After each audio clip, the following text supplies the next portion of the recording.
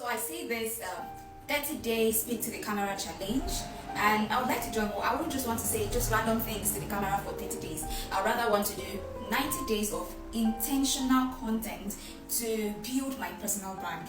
I'm putting more effort in building my business brand, and this year I want to build my personal brand, and I'm starting with this 90-day challenge to see if I can keep up with daily posting for 90 days, and not just posting any kind of content, intentional content, bordering around growth, bordering around intentionality, bordering around building business growth and all of that. So I want to start by talking about my 2026 goals. Well, I didn't write too many goals for 2026. I didn't write too many goals for this year. I had just one goal, and it's that I want to keep improving my standard of life. At a first glance, or let me say first thought, it sounds very simple, like just one goal. Yes, I wrote down just one goal. But the more I sat with it, the heavier it became. Financially, it means growing what I have started with my business, Style Aesthetics, making Style Aesthetics bigger and growing beyond borders, not just in the city where I am practicing, but getting more people to know the brand in the city and out of the city, making Style Aesthetics bigger, because financial growth is not just luck.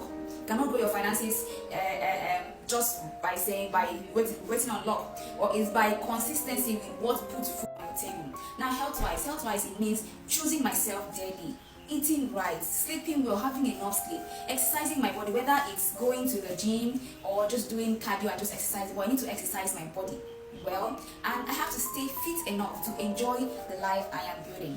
Mentally, it means choosing peace over drama, being found in places, friendships or relationships where I am valued, feeding my mind right, reading more, learning continuously, outgrowing old patterns and unlearning limitations. Whatever it I feel can limit my growth, I just have to unlearn it. Experimentally, it means traveling, exploring the world, because those who don't travel, we already know this line, the people who don't travel kind of see the world in just one page.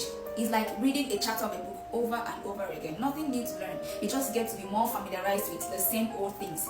So I want to see the world beyond one page, and traveling teaches perspective that you can't learn in one place, you can't learn at home.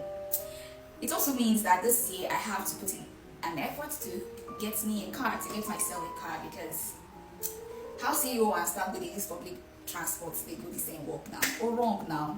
Okay, that's just by the way. So you see, it's just one goal, but it has many dimensions, and I'm not going to put in, it's not going to be like no pressure at all, just alignment with doing what would take me closer to the goal, and then staying true to improving myself in these aspects that I have mentioned. So help me God. So to you, what does improving your standard of living, what does it mean to you? For me, I've mentioned financially, mentally, health-wise, and experimentally. What does improving your standard of life mean to you? Share with me in the comments. I would like to know yours, just like you know mine.